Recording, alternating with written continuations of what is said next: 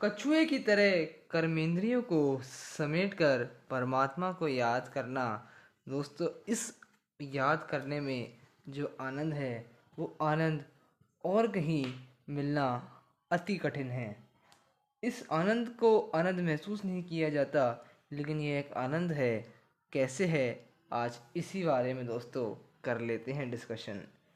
हम आज देखें कि कार्य व्यवहार में कार्य करते हुए जैसे कछुआ कर्मेंद्रियों को समेट कर बैठ जाता है, वैसे ही हमें भी अपनी कर्मेंद्रियों को समेट लेना चाहिए। इससे हमारा अभिप्राय है कि शरीर द्वारा कोई कर्म नहीं करने की स्थिति में स्वयं को शरीर से अलग एक आत्मा मानकर न्यारी अवस्था में बैठना चाहिए। केवल कर्मेंद्रिय को नहीं समेटना है, बल्कि मन को भी समेटना है, अर्थात मन को कार्य व्यवहार के संकल्पों से फारिग कर परमात्मा की स्मृति में स्थित होना है। एक शांति की दोस्तों जो दुनिया है, उस शांति का अनुभव करना है दोस्तों। तो उसके लिए ही ये मेथड है, the strong recall method for guaranteed spiritual exam success. इसमें दोस्तों जो है, हमें अगर सक्सेस पानी है तो इस अभ्यास को अपने आप को कर्म में लाया, कर्म किया, और उसके बाद उस कर्म के फल से डिटैच्ड होकर के दोस्तों आनंद में स्थित हो गए। क्योंकि कर्म के फल की चिंता करते रहेंगे तो आनंद की स्मृति दोस्तों जो है वो बन नहीं पाएगी। आगे अगर हम देखें, याद करने की विधि मनुष्य पूछते हैं कि भला कोई अवश्य कर करता है, अर्थात याद करने की भी विधि पूछने की भला कोई आवश्यकता है। याद करने का अभ्यास तो हर एक मनुष्य स्वयं ही जन्म जन्मांतर से करता ही आया है। अगर हम देखें, एक बच्चा जब छोटा होता है तब उसका स्नेह संबंध और स्मृति अपने माता पिता या भाई बहन तक सीमित होती है। वह बार बार केवल अपने माता पिता को ही याद करता है। यहाँ तक कि दूसरा कोई व्यक्ति अगर उसे उठाने लगता है तो बच्चा रोने लग जाता है। जब फिर वह कुछ बड़ा होता है और खेलने कूदने लगता है तो उसकी बुद्धि माता पिता से हटकर दोस्तों की तरफ चली जाती है। जब वह और बड़ा होता है तो उसकी बुद्धि मोहल्ले के एक साथ खेलने वाले दोस्तों के अतिरिक्त सहपाठियों में जाने लगती है। जब पढ़ाई तक पढ़ लेता है और उसका विवाह होता है तो उसके मन में स्त्री का अधिक ख्याल रहता है। फिर उसके कुछ बच्चे हो जाते हैं तो उस स्त्री की भी मन निकल जाता है और बच्चों की तरफ अधिक ख्याल रहता है। फिर उसके कुछ बच्चे हो जाते हैं, स्त्री की तरफ अधिक ख्याल नहीं रहता, बच्चों की तरफ रहता है। इसमें दोस्तों यह स्पष्ट है कि एक की याद छोड़कर या कुछ काम करके दूसरे को याद करने का अभ्यास तो मनुष्य को जन्म जन्मांतर से ही है। एक से संबंध को हल्का कर कर दूसरे से घनिष्ठ जोड़ने का संबंध बहुत अच्छी तरह मनुष्य जानता है। किसी भी मनुष्य के लिए अपनी बुद्धि को एक संबंधी से निकालकर दूसरे संबंधी में ले जाना की तो टेव पड़ी हुई है, उसको आदत पड़ी हुई है। अतः अब बुद्धि को परमात्म याद में लाना की बात भला आपके लिए कठिन कैसे हुई, ये दोस्तों हमें अपने आप से सवाल पूछना है।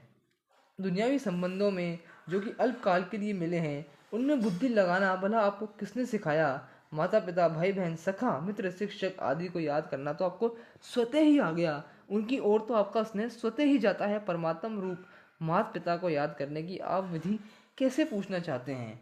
यह कैसी अजीब सी बात है, जैसा बच्चा अपनी बुद्धि अथवा याद को माता पिता से कह के दोस्तों में लगा गया, स्त्री में लगा गया, मन को माता पिता की याद से निकालकर पति के मन की याद का नाता जोड़ती है। वैसे ही आपको भी दोस्तों मन या बुद्धि को देह और देह के संबंधियों से मोड़कर ट्रांसफर करके एक परमपिता परमात्मा की याद में लगाना है।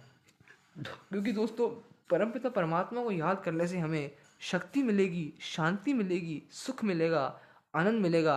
जो कि दोस्तों और संबंधियों को याद करने से कहीं ना कहीं दुख, कहीं ना कहीं दोस्तों मोह, कहीं ना कहीं लोभ की वृत्ति आएगी और वो हमें एक बेचैनी की स्थिति में भी दोस्तों महसूस कराएगी। लेकिन परमात्म याद में सुख ही सुख अनुभव होगा। वैसे ही अगर हम देखें, कठिनाइयाँ तो उसके लिए है जो परमात्मा को जानते ही नहीं, जिन्हें उनका दिव्य नाम, रूप, धाम, संबंध आदि का ज्ञान नहीं है। ये जो परमात्मा के नाम रूप से न्यारा अथवा उन्हें सर्वव्यापक मानते हैं।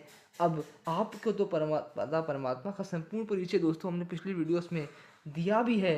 कर्मेंद्रियों को समेटकर स्वयं को देह से न्यारा आत्मनिश्चय करके बैठना तो आत्मा को परम पिता परमात्मा की याद आएगी। आप जब तक स्वयं देह की स्थिति अथवा स्मृति में टिके रहेंगे तब तक आपको देह और देह के संसार अथवा संबंधियों की याद आएगी। परंतु जब आप स्वयं को आत्मा निश्चय करेंगे, आपको स्वतः ही आत्मा के परम पिता, परम शिक्षक, परम सद्गुरु परमपिता परमात्मा के शिव की याद आएगी दोस्तों।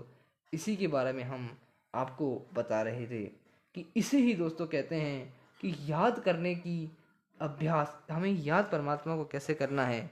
क्योंकि याद करना बहुत आसान है, बस उनसे संबंध अगर हमारा अच्छा जुड़ जाएगा दोस्तों, तो याद करना स्वतः आसान हो जाएगा। दोस्तों, अगर आपको इस बारे में और डिटेल में बातें जाननी है तो आप ब्रह्मा कुमारी राजयोग का मेडिटेशन अवश्य ज्वाइन करें। ऑनलाइन ऑफलाइन दोनों अवेलेबल हैं। ऑनलाइन आप ब्रह्मा कुमारी राजयोग का मेडिटेशन कोर्स यूट्यूब पर प्लेलिस्ट है, उसमें आप देख सकते हैं। आपको दोस्तों सीक्वेंशियल मैनर में देखना है, जिससे कि आपको समझने में आसानी हो। रैंडमली अगर आप वीडियोस को देखेंगे तो आपको थोड़ा सा मिसकन्फ्यूजन हो सकता है। और दोस्तों, ऑफलाइन अगर आप ज्वाइन करना चाहते हैं तो बिल्कुल फ्री ऑफ कॉस्ट है। आप गूगल मैप्स पर ब्रह्मा कुमारी राजयोग का मेडिटेशन सर्च करके अपने नज़दीकी ब्रह्मा कुमारी सेंटर पर जाके इसे सीख सकते हैं। दोस्तों, अगली वीडियो में आपसे जल्द मिलते हैं। तब तक के लिए ओम शांति।